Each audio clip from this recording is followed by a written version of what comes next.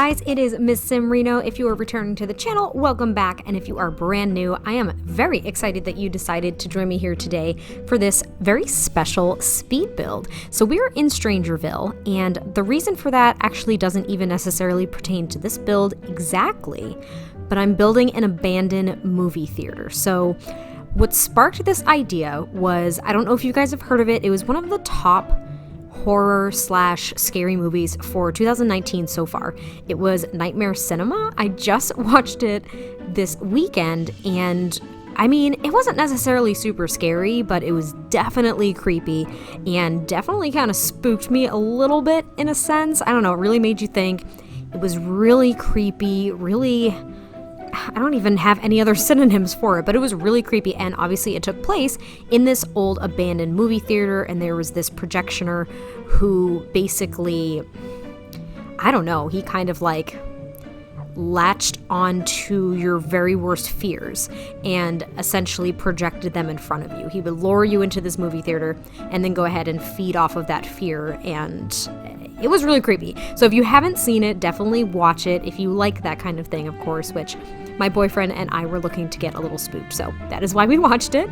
And it was really good, and it inspired me to make an abandoned movie theater. So I use all of these movie posters that are somewhat, I don't know, creepy, and what really inspired it was that debug menu item that I just placed in front of the entryway. So that is basically a locked gate, and it came with Get Together, so it was one of those new items that we got in the debug menu with that new cheat, and technically you can travel to the ancient ruins via that gate, so that's kind of cool. It's an added bonus, though I just really wanted to use it for the look of it being locked up and abandoned.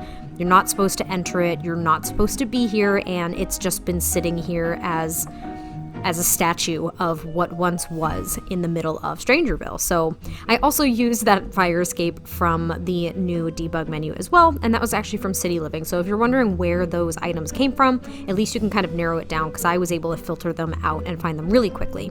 And now what I'm doing, because I really wanted it to look somewhat run down, was I'm using a lot of these like cracks that we got with the vampire stuff pack, as well as Jungle Adventure, because there's some really cool like big cracked textures that you could put on, and they're technically decorations. They're not even wall decorations, they're considered paintings, so that's kind of cool if you're looking for those too.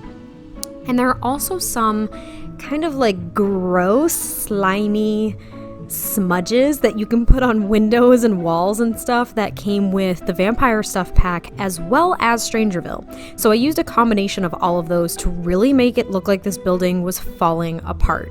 Like it was in its heyday, and then one day it was just closed and done, and everything was left there. So on the outside, I don't put too many decorations because I really didn't have the room. It was a smaller lot than I was anticipating, but I thought this was the perfect world to build in, so I made it work. And I used some Strangerville splotches on the ground there too, and those little kind of radioactive tubs too. Granted, I don't think there's like radioactive material in there, but I feel like people have just tossed some of their junk on this lot at this point.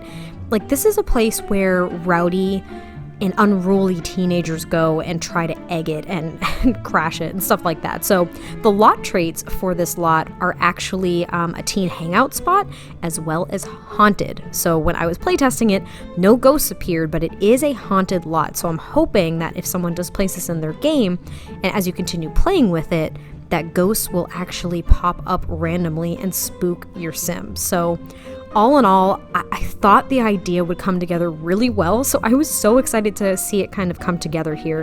And now I'm going through that debug menu again, and I'm pulling out some random kind of desert plants. I also really wanted a billboard sign on the top of the building, because I hate the look of flat roofs. I just can't. They drive me insane, and I don't know why. I just feel like they need more, so I needed something else up there aside from like the HVAC decorations that are roof decorations. So I wanted to make sure I got that, and I was trying to find some street lights because I was really hoping that the ones that are in the world in Strangerville were available through the new debug menu, and I just couldn't find them. So if they're in there, I couldn't locate them. So I was a little bummed about that, but I did at least find some that didn't have hanging flower baskets and looked a little bit more rundown. So those are the ones that I settled with, and I just put one on each corner, and I just kind of kept combing through that debug menu because I wanted to see what else was available to potentially use on the outside of the lot.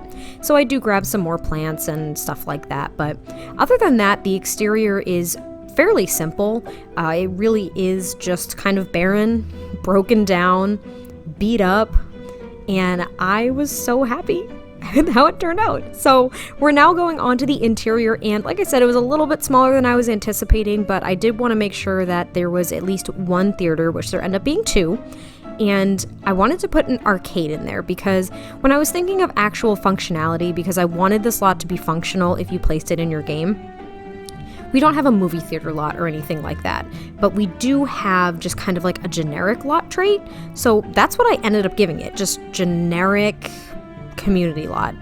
There are no specifications that are required for it, so I thought it was perfect because I do go ahead and make an arcade in this corner, and I do put TVs in the theater, so you can go there and like watch a movie if you want to.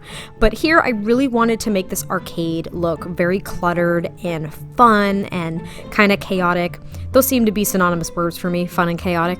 Don't know why, but I tossed up a bunch of decorations. So I used those skateboards with aliens on them because, well, we're in Strangerville, so I thought it was appropriate. I also wanted to make sure I had some neon signs, so I did go ahead and grab some that weren't necessarily applicable to the arcade, but I also used that prop from Get Famous, some of those flags from Get Together. There's just a combination of packs here, as well as a lot of those kind of like gaming posters from City Living. So I thought it came together really nicely, and I just wanted the walls to be super decorated. That was my goal, and I wanted it to look somewhat applicable, so I use a lot of Void Critter kind of wall decals too, because I was thinking they're game icons in a sense. So this is pretty much it, and then I just add kind of I make it a brick wall. It's not even an accent wall, but I make the arcade portion of this theater brick because I thought that was kind of nice. It's a little bit more of a fun feel compared to the very Victorian and dark wallpaper that I give the rest of the build. Oh, and I do use these little saucer lights that we got with Strangerville, and you'll see in the screenshots I don't keep that same light color. I actually make them blue and green, so they kind of have that neon glow, which is what I was going for.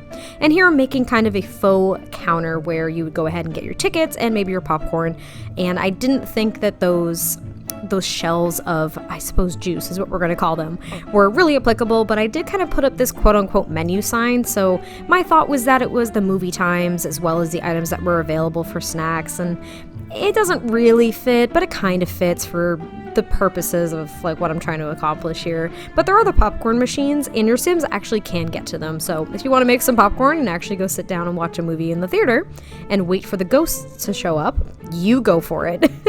And now I'm just making the bathroom stall, so I did just do individual stalls, and I kind of expand this part here in just a moment to make sure that there are some sinks in this bathroom because I couldn't give each individual stall a sink. But I was really happy with it. I ended up going with a lot of red and black throughout this build because it just seemed to be what fit. It did kind of have like this older style to it as well, and it kind of looked a little creepy and ominous, so I thought it worked. And I don't keep these lights this bright either, so I'll go ahead and put that out there right now. They do not stay this bright at all. I dim them a lot, and basically at the end of the build, once everything is situated, I go through on the interior and add tons of cracks and cobwebs and all that fun stuff. So it looks very pristine and very much in operation right now, but it is not. And here I'm just adding a toilet to each stall, and I don't add a lot of decorations in there at all. I was thinking they were very, very simple, so it's nothing crazy. And then I'm just trying to figure out kind of what I want in this area, and I ended up deciding that I wanted just a small seating area, so as people were waiting for, you know, maybe their friends and family that had to run to the bathroom after a show, or how often does this happen?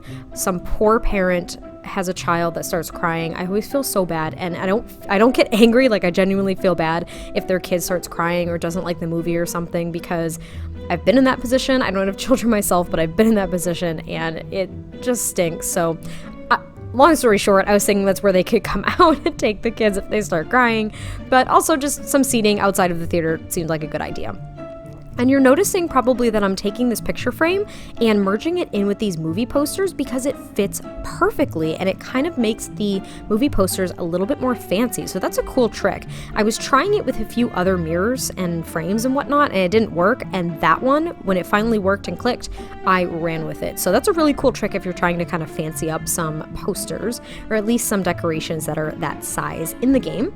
And here are the 2 theaters. So there are 2 of them, and there's only 2 rows of seats in each one, so they're reasonably small, but I thought it was a really neat thing that I was able to do. And I go ahead and I use those curtains too from Get Famous because they worked perfectly. And again, I wanted this to look like kind of an older style theater with maybe modern upgrades that, like I said, was just one day completely abandoned. And now I'm going through and I'm adding all these scrapes on the walls and holes and weird gooey splotches and spider webs, and it doesn't look gross. Like I said, my goal was to make it look like it was in full operation. It was amazing, and then one day it was just gone. It was just completely abandoned.